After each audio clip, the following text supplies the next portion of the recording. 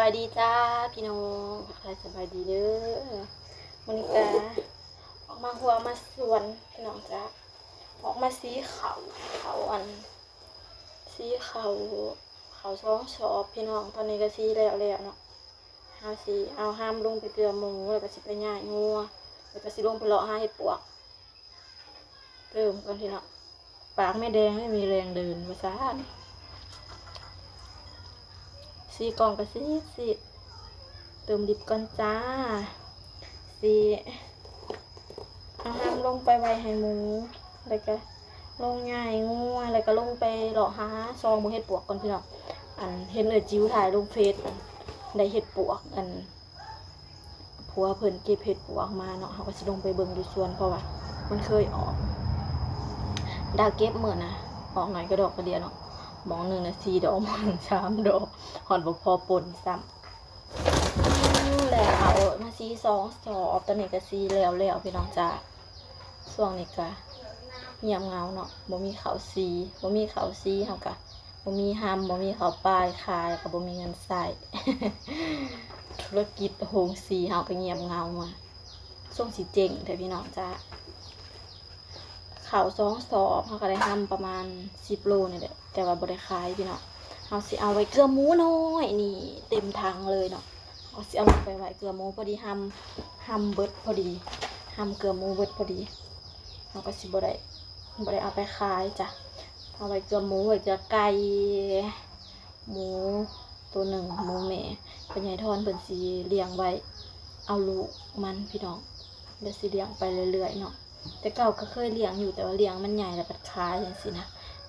เห็นเขาเจ้าเลี้ยงหมูลาดหมูดำนี่แหละเลี้ยง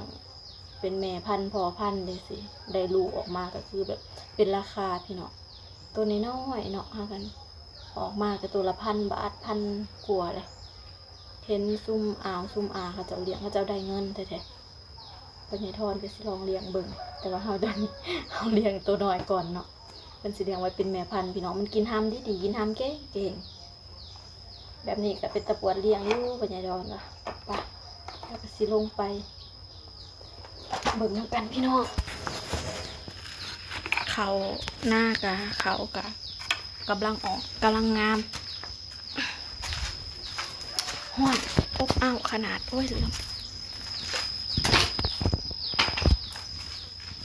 สีกล่อง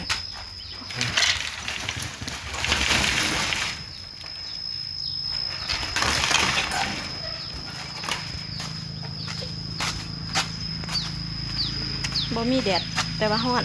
อ้าว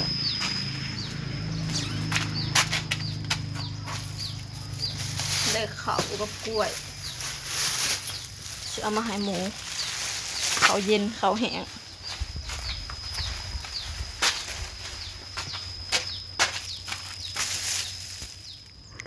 เขาก็ออกแล้วพี่น้อง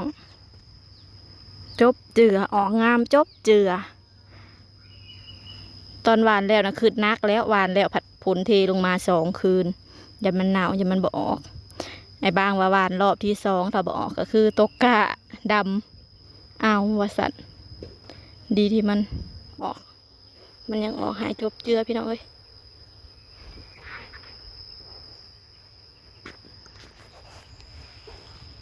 หายตัวขาวเจ้านั้นเขียวงามแล้วปงออกเงาเลยแตกออกเงาเลยงามแล้วพี่น้อง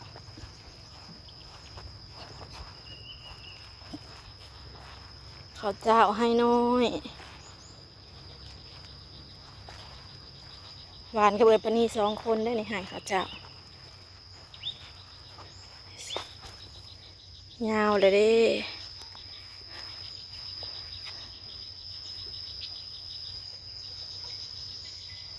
เขาใส่ปุ๋ยห้องพื้นสีเขียวงามเลยจ้า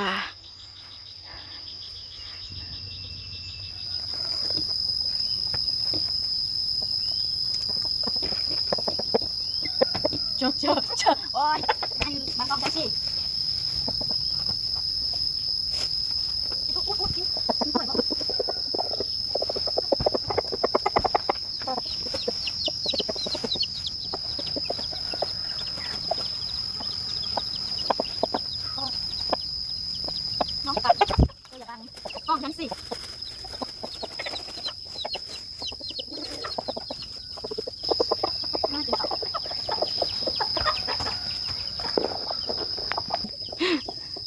กินข้าวผู้ใด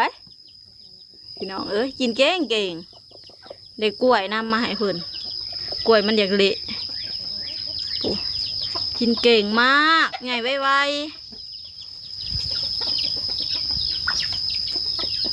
ตอนพ่อใหญ่ทอนเอามานั่นตัวสำขาเนี่ย ไงไวขนาดเลยตุยเป็นตุยจ้าหากินให้อิ่มๆจะได้โตเร็วๆ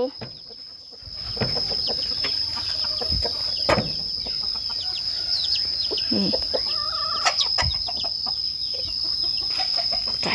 งัวจักพญายทอนผูกไว้ใส่พญายทอนผูกงัวไว้ใส่เนาะไปเดี๋ยวไปรอเบิ่งเห็ดปวกกันพี่น้องมันจะมีไหมจ๊ะ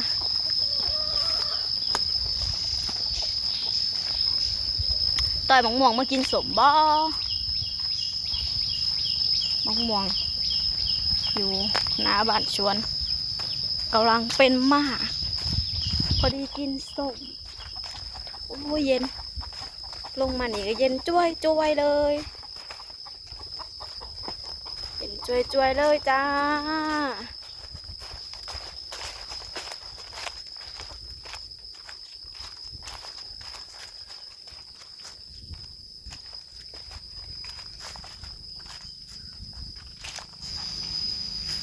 บ้านสวนที่แสนจะเงียบสงบและเย็น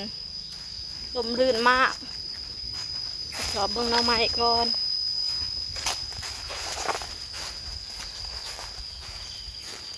นี่ยังมีใบยุงกินมะพร้าว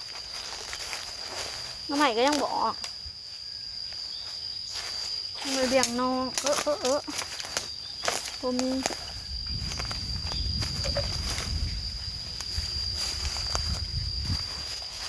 ออกนอหนึ่งวางหันหักไปแกงเรียบร้อยเฮ้ยกำลังออก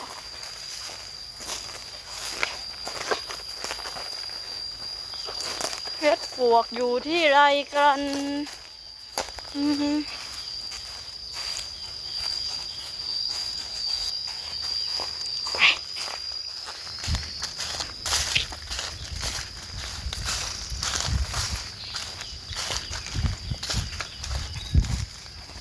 มีแต่กอหน่อไม้สังไพรกอหน่อไม้ที่บ่มีหน่อไม้ผลบ่หืมมันยังบ่ออกจ้า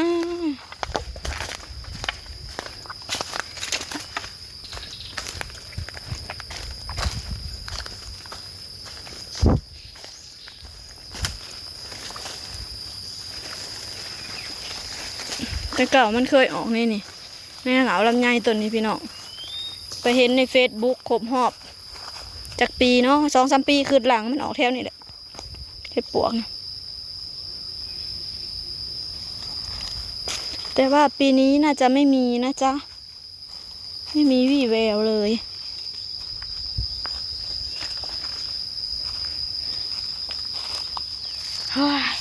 เลาะจนเมื่อยพี่น้อง โอ้มีบ่ออกเห็ดปวกนะ เคยแต่หมักนาวสุกเป็นหมักสีดาบ่ได้จ้าเห็ดปวกสวนเฮามันบ่ออกใหญ่งัวแล้วพี่น้องก็สิเมื่อทรงเขาอาบน้ำพักผ่อนโอเคจ้าสำหรับพี่มีดาวก็ขอจบคลิปไปเพียงสำนี้ก่อนเด้อพี่น้องเด้อฝากเขาเบิ่งเขาส้มปิบ ฝากเขาเบิ่งเขาส้มคลิปเพื่อเป็นกำลังใจให้ดาวในเด้อเพราะกันคลิปหน้าจ้าพี่น้องจ้าบายบายเด้อจ้า